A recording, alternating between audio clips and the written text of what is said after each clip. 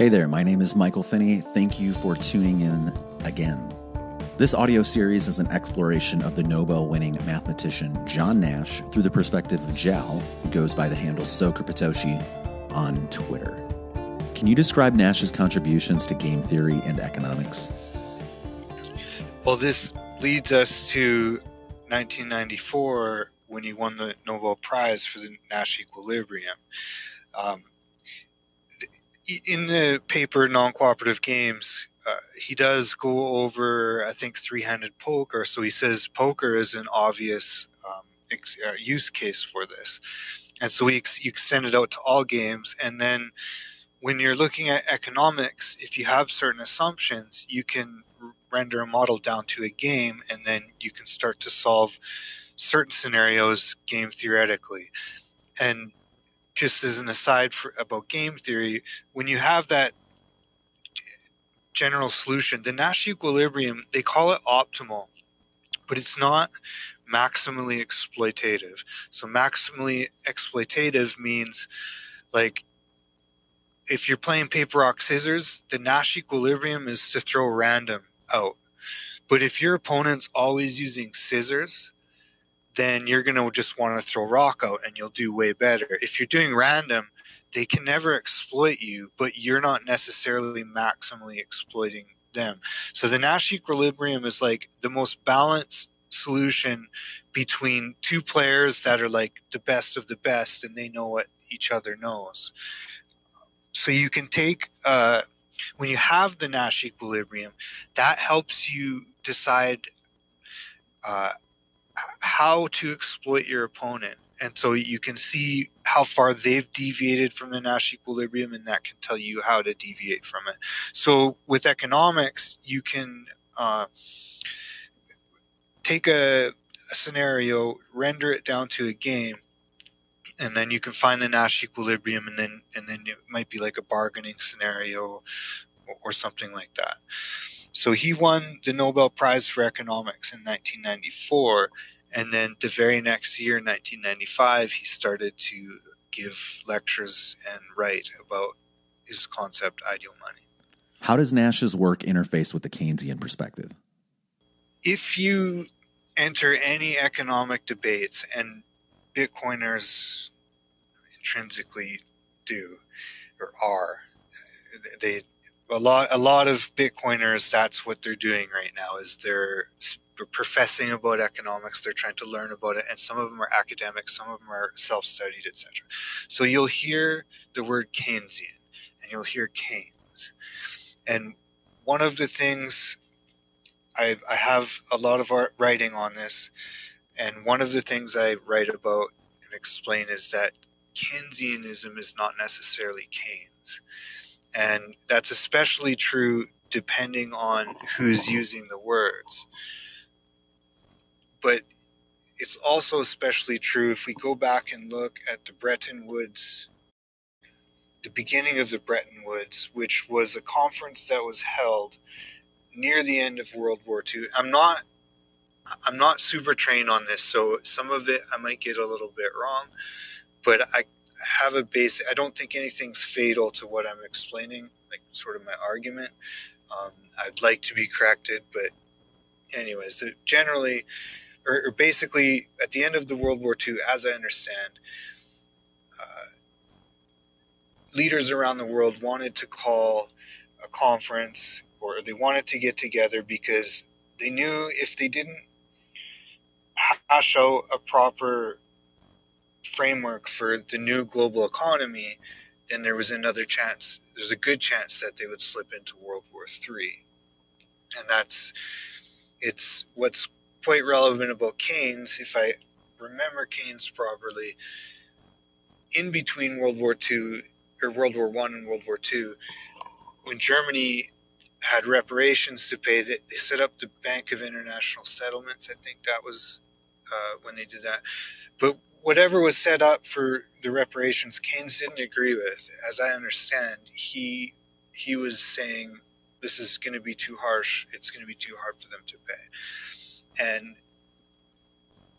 And so World War II happened. At the Bretton Woods, Keynes proposed Keynes' proposal was for a bank, or which was an international settlement unit that had an apolitical nature to it, and that I believe he wanted to create the IMF,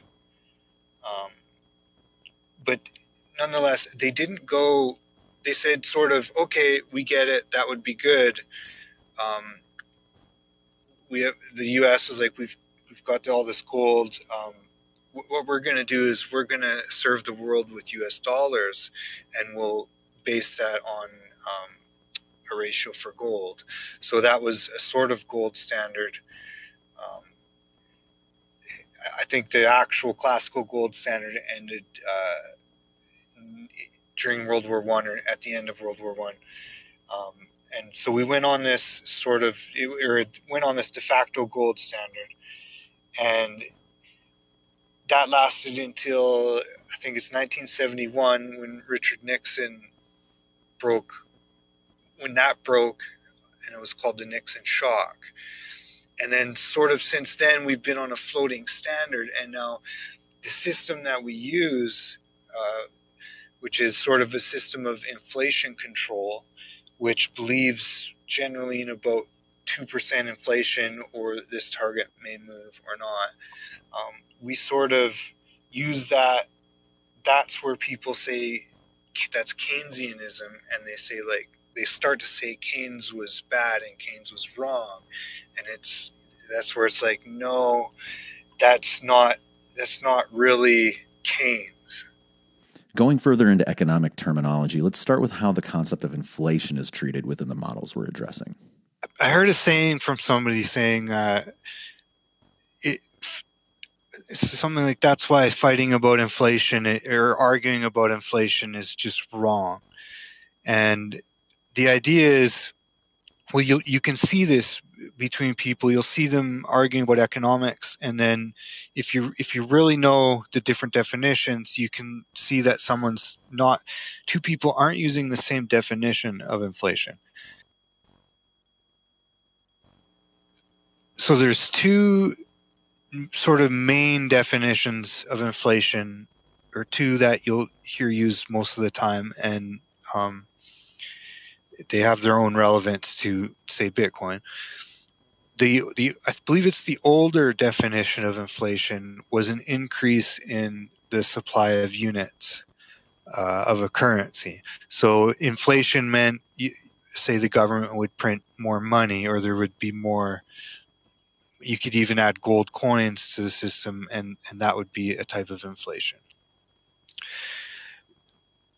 The other type of inflation refers more to, well, I want to say a decrease in the purchasing power of a money, but I don't think that's quite right. I think it's a general increase in the price of goods, which can be viewed as a decrease in the purchasing power of money.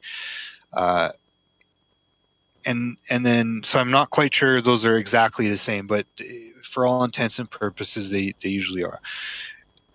But what isn't necessarily the same is that an increase in the supply of units necessarily correlates to a general increase in the prices or decrease in the purchasing power of a money. And if, like, I could say it again, but maybe if you need to play that back, it should make sense. Just because you increase the number of units of a currency doesn't mean that you decrease its purchasing power. And the reason is because from a certain framework, money has a type of demand. And if you over exceed that demand, then you'll decrease the purchasing power, you'll increase the prices. But if that demand is growing, and you don't serve it, then that demand might turn to alternate sources. If the demand increases and you meet that demand with an increase in units of the currency, you can keep the purchasing power or the general price level the same. And so it's important to understand that although often when you increase the supply of units, you will increase the prices or decrease the purchasing power, it's not always true. So you can often talk about it like it is, but people who aren't careful with these words use them as if it's always like that, and it isn't always true. So those are the two main definitions of inflation and how we would disambiguate them. Building on the notion of inflation while getting back to Nash, how does ideal money factor in? So we have two definitions of the word inflation. And ultimately, what John Nash saw with his insight of ideal money is sort of another definition of inflation. Now, to get to this point, and he explains this, he has 20 years of lectures of writing, and they're fairly scattered. But if you go through them and pick parts out and arrange it, you can see that he explains that this concept, the implementation, the actual ability to make this happen, came to him through an idea he calls the ICPI. To understand the ICPI, there's two lines we need to go over. One is how central banking works, how they inflation target today. And what central banks will essentially do is they'll take a basket of local prices, and it's called a consumer price index, and they'll usually target, say, I don't know if I can say usually now because they have their own policies and different things, different circumstances change it. But there's sort of if you ask someone who kind of knows, like, what's the target for inflation, they'll probably say like around 2% or something. So, but whatever it is, there's a percentage that they target, and they're trying to, a central bank will try and influence the money supply and try and basically increase it slightly past the demand, such that the general prices of goods and things that people use, they specifically pick ones like for Canada, oil and gas are super important, and then there might be like a food part of the composition, etc. So they'll take that basket and they'll try and push those prices up by about 2% over the terms that they use. So it's a local or a sort of national level basket of prices. What Nash is speaking to is an internationally composed basket where you take global commodity prices, and each of the nations, or you could think of the euro as a nation, would then target that. Now that's one line. But now going back to gold and the gold standard, he also talks about how, and people will say this, so with the gold standard, some people will say it's really favorable, we need to go back to it. And then some people will say, no, it broke, look at how horrible it is, if we go back to it, we'll just break off of it again. What I sort of say is the Nashian view, or a more intelligent, balanced view, is you're going to say, okay, there's some favorable aspects to the gold standard, and then there's some negative aspects to it. What are they? Gold did bring stability. It brought a certain apolitical nature to our money supplies, but there's problems with it. And one of the problems, and so he outlines the problems, and one of the problems that he shows is, or explains, is that when you're on a gold standard, it puts geopolitical pressure on the gold mining. So if there's a country that has, a lot of gold, then, they're going to suffer from political pressure. Superpower nations, etc., are going to want that gold. Another problem with a gold standard, and this is sort of related to the pressure that you put on gold through the demand. You could have a technology, and one example is cyanide leaching, where all of a sudden you can produce gold at a way faster rate, or the cost to mine gold goes down. And so the supply has been historically steady, but we've barely touched the amount of gold that is on our planet. And then you could also sort of say our planet alone. And it's sort of not insignificant to mention, because if gold became super important as far as a rebasis for our global economy, you could have supply shocks in that regard. So these limitations lead Nash's argument to consider other commodities. So there are other commodities that have the sort of scarcity that gold has, which is really a relation to the cost to mine them. And so he starts to say, well, you could use an array of commodities, and or whatever prices of anything really, and then this would take away the centralization problem that you have with the geopolitical pressure you put on the production of gold. So that solves the geopolitical pressure. Now, he still says, however, consider a miracle energy source comes along, and then all of a sudden the cost to produce certain of these commodities sort of dramatically reduce, and then all of a sudden this basket would have to be reweighted, and it's reasonable consideration. And he says, well, you would need politicians to come in. It would be basically a politician's job to come in and decide how to reweight it. And bringing in politicians it's the problem you're trying to solve. You're trying to have an apolitical basis. And so what he notes is that it's effectively a non-starter because of this problem.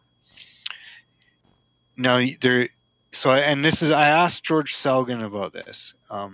He's someone that a lot of Bitcoiners know, and he said Nash's ICPI, not very novel and not very appealing. And then there's another quote by Nash that explains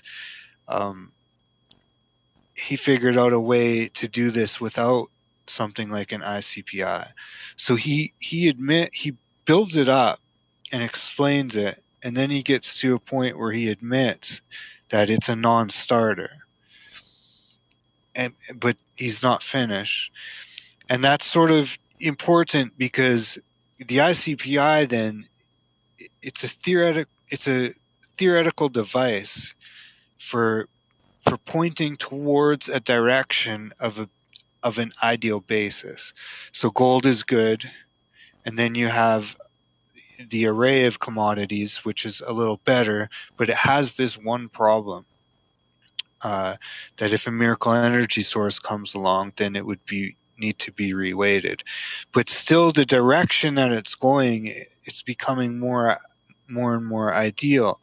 And so it is theoretical only, but it still has this quality. And I relate this to the Nash equilibrium paper that he proposed, where you would pick it up and say, well, you almost have an answer here, but you don't quite. We hear a lot about sound money within the Bitcoin community, particularly in context of the gold standard. However, that may be an incomplete comparison. Is Bitcoin ideal money? Is Bitcoin ideal money? What ideal money is, there's different lines of thinking that it could be that all lead to the same sort of goal, but what ideal money is, sort of using the theoretical notion of the ICPI, is the value trends of all of the currencies move the same. So from an international view, if there was a free market and anyone could use anyone else's currency as a savings device, the ICPI is a non-starter, but it would be an ideal basis. Now, what it means is nations around the world would inflation target to the ICPI. And there's a quote, and it gets people in trouble. It's caused some controversy because he says, we believe that 0% inflation should be the target. And he says, for what is called inflation.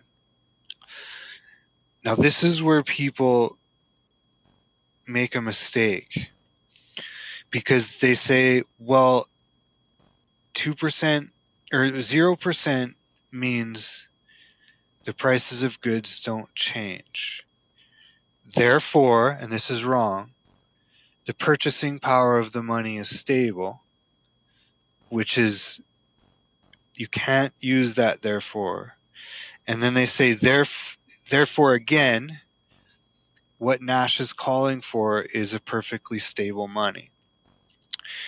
This is known in economics, especially the Austrian school, that this is, you can't do that. You can't make a money that is stable in purchasing power, because the prices that you use to compose your index is a subjective thing.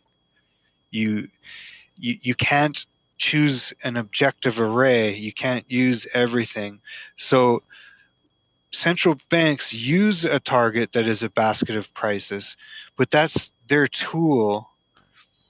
It's not a statement, or they're not trying to admit that if a money has 0% inflation, it has stable purchasing power.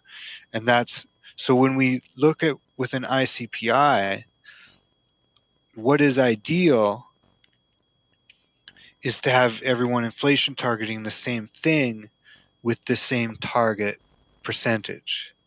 So it could be 2, but Nash says, he says, well, why not? He says if it could be between, well, to say 2, well, what about, why not like just 1, like half of that? Okay, well, if half of that's good, like why not half of that? And he literally does say that. And so the idea is, I believe what he's saying is the target would be 0. So if you had an ICPI, you'd have 0% versus it. And for what is called inflation, what is called inflation is not the purchasing power of the money. What is called inflation is that which it's related to that which we are targeting. And that's, I think most people won't quite understand that, but some people will. And it's really important, and it's useful if some people do. As a metaphorical device, helps us understand what would be ideal. It's a non-starter. It seems like we've tried this because the world has centralized around sort of a single currency provider. And now we want to look at Bitcoin in regard to a miracle energy source. First of all, with Bitcoin, if you think of it sort of a Bitcoin standard, but it's a little bit different than what I would call the Safetian or Safetian's Bitcoin standard. But taking the ICPI out and putting Bitcoin in as the basis. So first of all, some people argue that Bitcoin's mining is centralized. Now, I could steelman that argument and say, okay, that's fine, it's centralized. But you can't, it's not centralized such that you can produce more Bitcoin at a faster rate. The whole sort of genius of it is that it's guarded from that. So the mining could be centralized, but you're saying something else with the centralization. And what's relevant to that is if we can say if a miracle energy source comes along, how would that affect Bitcoin? So the cost of mining, say, gets really cheap, and then you have a whole bunch of miners, or computers that want to capitalize on the profit. And so say the network floods. And Satoshi explained with the difficulty adjustment algorithm, which is, in my opinion, the crux.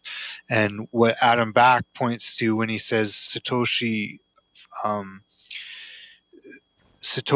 fixed the problem of inflation. I never understood that until I read a recent thread. I finally found the thread where Back had referenced when he did say that the difficulty adjustment algorithm controls inflation in regard to the units that are supplied. And so and I'm not very technical, but I think I can give a metaphorical explanation that would satisfy that it senses the hash power on the network and adjusts the difficulty. I think it's every 10 minutes is the idea. And then so it regulates the supply. So if a miracle energy source comes along, you don't need an external entity to adjust. And so what happens is the problem that makes the ICPI a non-starter is what Nash outlined. And what Satoshi actually solved or brought to the table was the solution to that problem. And from there, you just have all of the nations in the world inflation targeting Bitcoin. And then you've shown that Bitcoin is an ideal basis for that. Bitcoin is a proper basis for Nash's argument. Thanks for listening. The next episode will be available soon.